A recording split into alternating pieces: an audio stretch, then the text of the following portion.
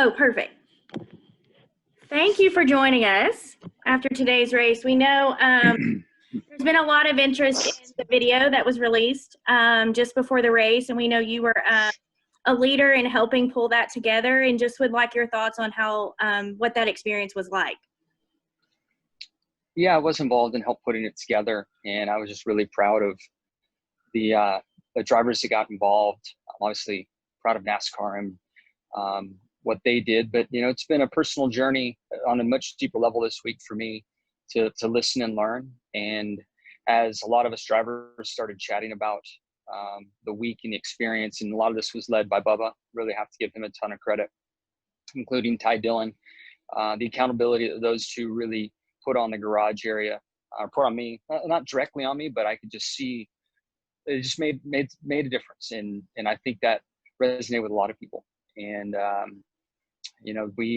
I spent a lot of time listening and learning this week, and that message rings clear with many of my other driver friends. And we kind of found that message, and that was the message that made it into the video. Thank you. And we'll take just a couple questions for Jimmie. If you have one, please feel free to use the raise your hand option here on Zoom, or send us a chat as well. We'll start with first question from Jeff. Jeff, go ahead. Hi, Jimmie.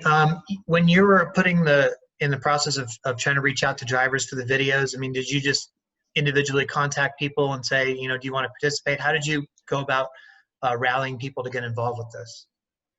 We have a big group chat that all the drivers are on. That's how NASCAR communicates to us on the race weekends, during rain delays, any type of messaging, updates to the schedule. So a conversation started in there that I joined, and definitely had a calling and wanted to, as I was in the process of finding my voice, those conversations made sense to a lot of the other drivers, and we were very unified in that thought process.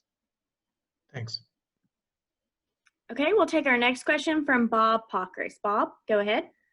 Yeah, Jimmie, you mentioned it a little bit with Ty kind of bringing it up, but I'm curious, these conversations have been pretty difficult to have in the NASCAR garage. A lot of people have shied away from them.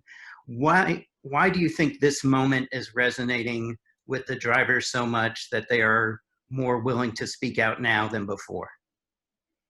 That's a great question, and I'm not sure I have the answer for you. I know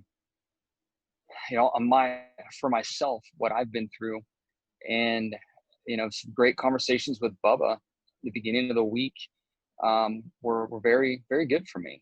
I just called him. I just wanted to check in on him as a friend, and where our conversation went was good for me. And then I spent the majority of the week reaching out to other Black friends that I have around the country, and just checking in on them, wondering what they're thinking, wondering how they're doing, and just listening. And it was really, really good for me. There's a lot of noise out there, but the conversations I had on just basic human rights and being kind to one another rung true for me. And I know that's where it came from for myself. I'm not sure about the other guys. Thank you. Okay, we'll take our next question from Davey Siegel. Davey, go ahead. Hey, Jimmie. Kevin clearly seems to have something figured out in recent years here in Atlanta, and you're one of the guys that also has something figured out in past years at Dover and still now. I'm curious, what is it like as a driver when going into a weekend and during the race that you have a leg up on your competitors? Yeah, it's a great feeling, especially for the team when they know that they've hit on something that works. And what's impressive is when a team and driver are able to continue for a long stretch of time at a track. You think about the various rules packages that have come down the pipe, and that 4-car, and it's consistently up front here at this track with an open motor, a 750 motor, a 550 motor, different aero packages.